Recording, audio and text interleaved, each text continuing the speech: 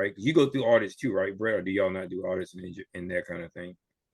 No, we don't do audits. I mean, other than the state maybe auditing your professional development, but Okay. no, we don't really audit the engineering. If somebody feels like their engineer isn't representing them well or hasn't done something correct, then they would get a third party opinion, and then that other engineer would come in and, it wouldn't be an audit per se, but they would review the work is done, the work that was done. But Rick, you definitely do them, right? I do audits, and then it's also a term called completeness and accuracy, which basically is a check all the way from the beginning to the end, to ensure that everything is in balance. And honestly, too, that was something too that I referenced in my case is that within the court system, like there is no accountants doing the child support numbers. I assume it's just the admin person saying, "Hey, I'm pulling these numbers here and there." To me, it should be a professional that deals with that and understands, the financial components behind everything. I agree. Yeah, I agree. But I think that there in theory is that. Isn't there an office of budgeting and accounting? I mean, it is, but they're Okay. they're not the ones handling the child support numbers. Well, no, I assume. they would handle any numbers that are lit because child support is still state, right? Yes. So once the numbers are written down and documented that the judge states, here's your order and here's how much you're supposed to pay. Yes, those are accounting folks that deals with those numbers. So that's correct at the end of the day. There are still some discrepancies between, the clerk of court's office and like the Department of Revenue's office, but they do audits and the official records are held with the clerk of court, at least here in Florida.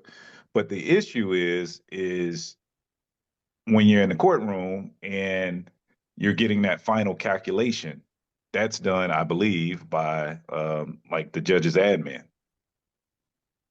That's where the issue is. Yeah, my experience is um, the magistrate does the calculation, or maybe somebody within the office does a calculation for the magistrate, and then he utilizes that number. I don't really know because the number comes in from the magistrate's order, and they don't clarify whether or not he did it, other than he's signing off on it, or if there's some support staff doing it. But Hmm. whoever's doing it, once the magistrate issues his recommended order, then theoretically the judge should review it completely. In other words, they should be checking the math behind them because once that judge um, issues his order based on the magistrate's recommended order, then that's what you have to follow. And neither one of those people, the judge nor the magistrate, have any accounting knowledge, as far as I know. They're both lawyers, but I don't know that there's any significant check behind these people because they've gotten it wrong three times. So we're not talking about a hard math problem. We're talking about Yeah, you know simple. More pretty complicated. It's yeah all pretty the simple. inputs. What's that? I said it's all the inputs that goes into the calculator. If you don't get the inputs right, your output is going to be wrong. And Right. that's Correct. an issue. I mean, That's correct. I assume that you, as a person paying it, would utilize that calculator to raise that issue before it becomes a final order. No, and Not there's in the other Florida. problem is that you don't get that opportunity. You have no input on their information, or their number that they put out there. No, I mean, And I'm assuming because, okay, for example, like for mine, there was a mischaracterization of the issue. I could have raised a motion of reconsideration or appeals. I'm assuming, and I know, I think I had an attorney when this happened. He was retarded. I say nothing disparaging about attorneys. Yeah. Don't represent those or reflect those Yeah. of GD Napsey or Greg Dawes. Continue. I mean, I could have put those numbers in that calculator and see that they were completely off. I just didn't, obviously, I didn't know what I know now to be able to challenge that.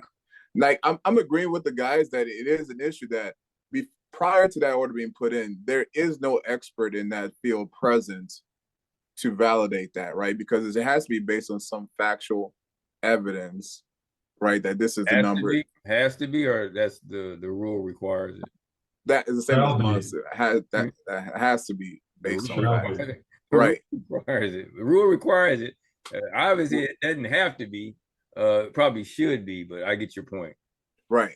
So it's like, yeah, you know, if that calculation is off, and I'm saying this in the interim until, of course, the process change, you can be a better client to yourself and say, hey, look, you're saying it's 800. When I put the numbers in the calculator, it's showing 500. So hold on here. So that's an interesting question. So the question becomes, at issue is it necessary to have the final judgment's accuracy? Well, that's Gregory versus Rice, then, I think. I know they said everything has to be proper, but and there's a couple other cases that are probably more definitive to the numbers. But essentially what you're saying is nobody's actually checking the last number to make it accurate. Right. Especially if you don't raise it, no one is checking it. Well, even if you do delay, my experience has been they still get it wrong, and then then you start with that new wrong number. So they get it wrong, and then you got to fight to get it right. Right. Exactly. Right.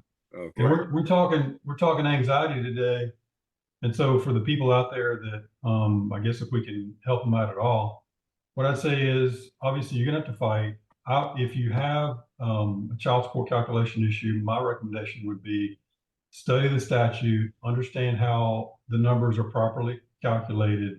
It's not a hard calculation. You just have to walk through each section. Yeah, not for one case. Especially, I'm sorry, especially not for just your case. Because everybody, forget the bigger picture. The guys are saying focus on your window of issues. Exactly. Your pool of issues. Go line by line for the statute, calculate it out. And like Dele suggested, if you go into a hearing with either the judge or the magistrate, or if it's administrative, you go in there, you should know what your number should be. You should have all the supporting information to support your calculation. And I would get that in front of them. This was kind of one of the mistakes that I made, because I'm assuming that this is what these guys are supposed to be doing, and they know how to do it correctly. Well, they got it wrong. And I did vacate the order delay. We have that option here. But, we went back in front of the guy, and I pointed out all the errors that were made. And either he didn't get it right the second and the third time, or he just ignored what I said. So, some of it is they're not understanding how to do the calculations properly, or they are ignoring people and just doing whatever they want to do.